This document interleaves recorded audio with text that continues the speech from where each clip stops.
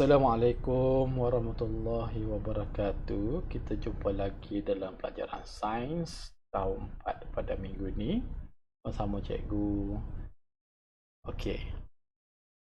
Apa khabar semua? Macam mana keadaan awak hari ini? Bagaimana cuaca di Kemah 3? Kita teruskan lagi pelajaran kita pada minggu ini dalam bab seterusnya itu patulan cahaya. Minggu lepas kita dah belajar tentang faktor-faktor yang mempengaruhi saiz bayang.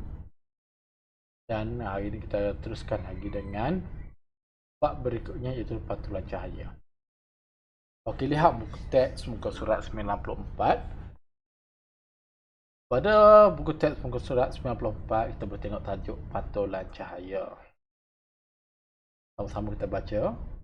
Apabila melihat cermin, kita dapat melihat imej kita terbentuk pada cermin. Fenomena ini dinamakan pantulan cahaya. Perhatikan gambar di bawah. Gambar seorang gadis sedang berada di hadapan cermin. Dia dapat melihat kembali imej wajah dia, imej tangan dia, imej badan dia. Bagaimana ini berlaku? Cahaya yang menyinari kamu sebenarnya dipantulkan ke arah cermin. Dan cermin itu pula memantulkan imej ke arah mata kamu. Perhatikan pula contoh fenomena pantulan cahaya di bawah. Kita tengok rusa sedang minum air. Oleh kerana cahaya dapat dipantulkan oleh permukaan air itu, jadi kita dapat melihat imej rusa terbentuk di atas permukaan air. Begitu juga di supermarket, kita boleh lihat bila lantai itu dipolish, dia boleh memantulkan cahaya. Lantai itu dia bersih, digilap hingga berkilat, dia dah boleh memantulkan cahaya. Jadi kita dapat melihat imej eskalator tu terbentuk pada lantai seramik tersebut. Begitu juga permukaan logam. Permukaan logam juga boleh memantulkan cahaya. Jika kita lihat imej cawan terbentuk pada permukaan cerek elektrik tersebut. Kita tengok muka surat seterusnya, muka surat 95. Ada satu aktiviti yang boleh buat di rumah. Aktiviti ini bertujuan untuk menyiasat pantulan cahaya. Alat dan bahan yang digunakan: 2 cermin muka, 1 sudu besi, 1 penuduk tin, jam tangan dan juga tali. Okey, langkah-langkah yang pertama, kita gantungkan 1 cermin muka pada dinding. Tak semestinya kelas, di rumah awak boleh buat di rumah awak tu. Letak mana-mana pada dinding dengan menggunakan tali. Dinding ni mestilah berada di luar rumah lah, sebab kita nak menggunakan cahaya matahari untuk dipantulkan. Okey. Yang kedua, halakan sudu besi ke arah cahaya matahari. Laraskannya sehingga cahaya terbentuk pada cermin muka. Perhatikan keadaan yang berlaku.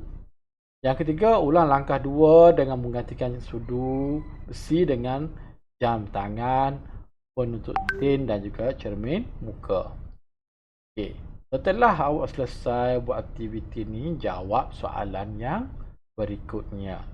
Soalan pertama, berdasarkan pemerhatian daripada aktiviti ini, apakah sifat cahaya yang sedang kamu uji?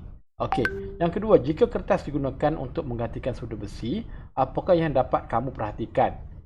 Berikan alasan kamu. Okey, ni awak jawab dalam buku panjang deh.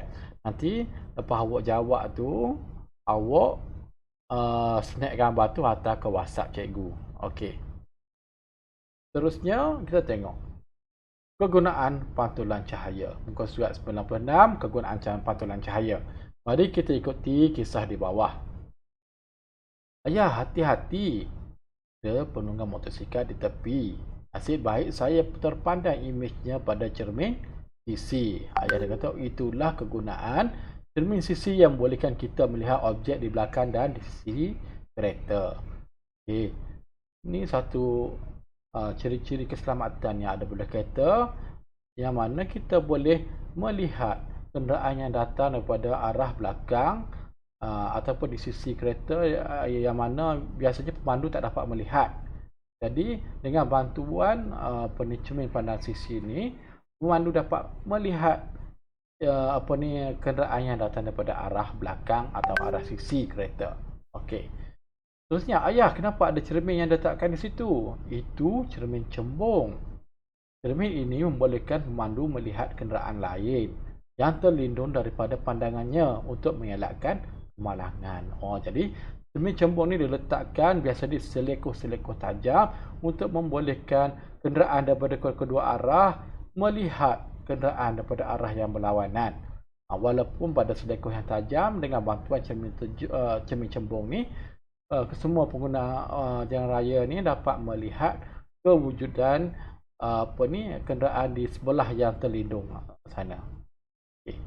Jadi untuk itu, cikgu nak awak fikirkan apa kegunaan cermin pantulan cahaya ni, kegunaan pantulan cahaya dalam kehidupan seharian awak. Senaraikan sekurang-kurangnya 5. Kalau lebih banyak, lebih bagus. Dan sekurang-kurangnya 5 penggunaan pantulan cahaya dalam kehidupan seharian awak. Awak senaraikan di ruangan komen di bawah video ni. Bukan atas WhatsApp cikgu dia. Awak tulis nama awak, nama penuh, kelas awak, dan juga awak senaraikan sekurang-kurangnya 5 kegunaan pantulan cahaya dalam kehidupan seharian kita. Awak letak di ruangan komen di bawah video ni. Boleh dah? Boleh faham belakang? Okey. Ni contoh-contoh lagi. Dalam kehidupan seharian kita, banyak situasi yang melibatkan kegunaan pantulan cahaya. Perhatikan contoh di bawah.